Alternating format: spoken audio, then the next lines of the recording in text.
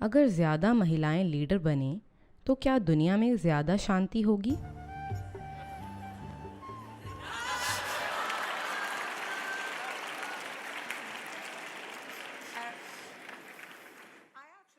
मैं वाकई सोचती हूँ कि आज महिलाओं के पास एक बड़ी जिम्मेदारी है, सफलता को परिभाषित करने की और काम को परिभाषित करने की।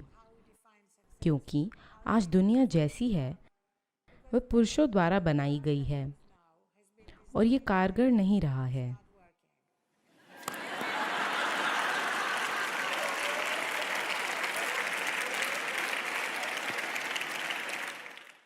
कुछ अच्छे पुरुष भी हैं जो बहुत ज़रूरी हैं,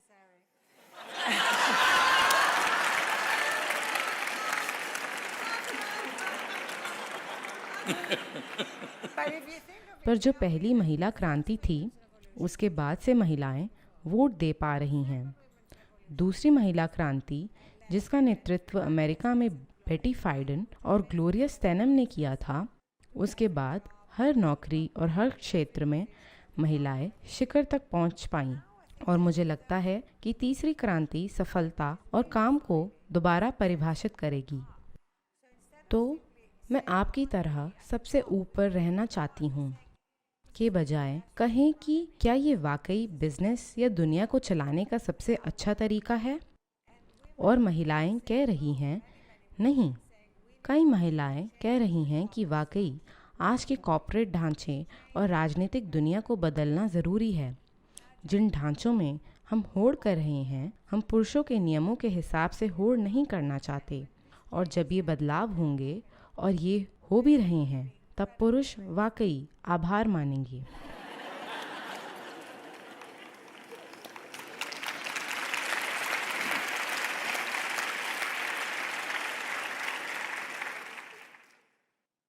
जीवन ऐसे बना है कि जिस प्रकृति में हम जीते हैं उसमें पुरुष प्रकृति और स्त्री प्रकृति है। दुर्भाग्य से हमने ऐसी दुनिया बनाई है जहां सफलता और खुशहाली मर्दानगी से गहराई से जुड़ी है। यानी आपको समझना चाहिए कि मैं पुरुष और महिला की नहीं बल्कि पुरुष प्रकृति और स्त्री प्रकृति की बात कर रहा हूं। एक पुरुष जब चाहे और जितना चाहे उतने स्त्री प्रकृति के विचार और स्त्री प्रकृति की भावनाएं रख सकता है।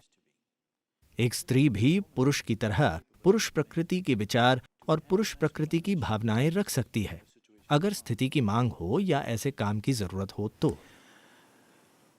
अभी हमने ऐसी शिक्षा प्रणालियां बनाई हैं जो बिल्कुल मर्दाना हैं, जिनसे महिलाएं भी तैयार हो रही हैं, चाहे आपको पसंद हो या ना हो। दुर्भाग्य से सफलता का विचार मर्दानगी से जुड़ चुका है। सफलता चाहने वाले लोग, यहाँ तक कि महिलाएं भी ऐसे होती जा रही हैं, जो मानवता के लिए एक बड़ा नुकसान है।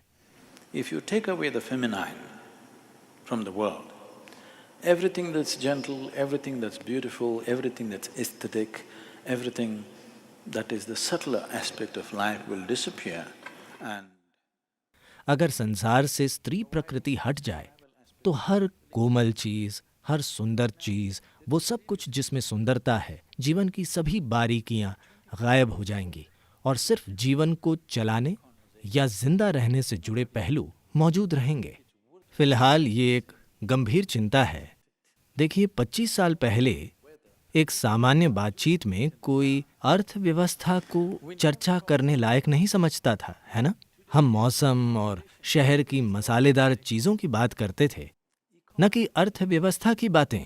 आज हर बातचीत में अर्थव्यवस्था की बात हो रही है। अर्थव्यवस्था यानी जीवन चलाने के तरीके, ये पूरी तरह पुरुष प्रकृति का स्वभाव है। मैं ये नहीं कह रहा कि महिलाएं जीवन नहीं चला सकती। मेरा मतलब पुरुष और स्त्री से नहीं बल्कि पुरुष प्रकृति और स्त्री प्रकृति से है। अगर समाज इतना ज्यादा मर्दाना बन जाएगा तो स्त्री प्रकृति मिट जाएगी। समाज की कोमल और सुंदर चीजें महिलाओं में भी गायब हो जाएंगी, क्योंकि जब ये तय हो जाता है कि सफलता का सिर्फ यही तरीका है, तो महिलाएं भी उस हिसाब से खुद को ढाल लेंगी, जो मुझे लगता है कि हो रहा है। और कई महिलाओं की पुरुष प्रकृति पुरुष की तुलना में ज्यादा मजबूत और क्रूर हो रही है। ऐसा हो रहा है, इससे दुख होता है। क्या मैं अपने जीवन से कुछ साझा कर सकता हूं?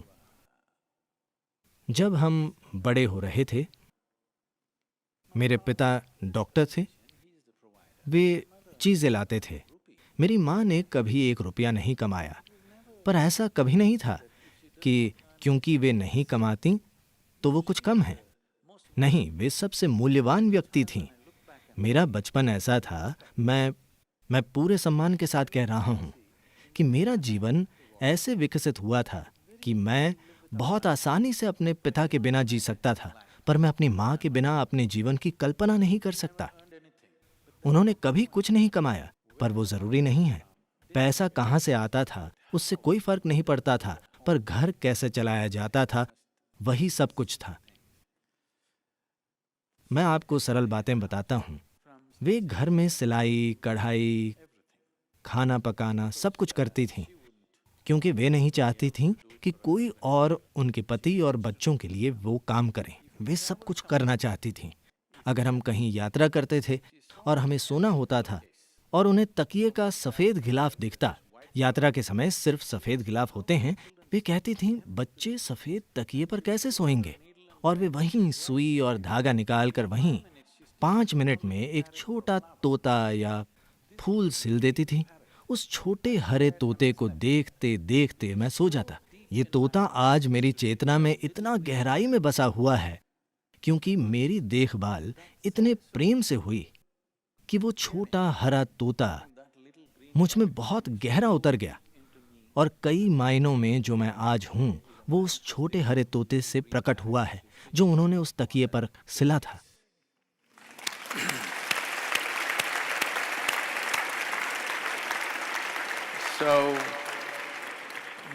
यही स्त्री प्रकृति है।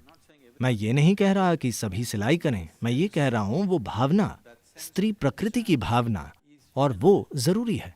योग विज्ञान में आजकल ज्यादातर हठ योग शब्द का अर्थ जाने बिना उसका हर जगह इस्तेमाल हो रहा है। हठ का अर्थ है ह का अर्थ है सूर्य, ठ का अर्थ है चंद्रमा, यानी अपने अंदर पुरुष और स्त्री प्रकृतियों को संतुलित करना।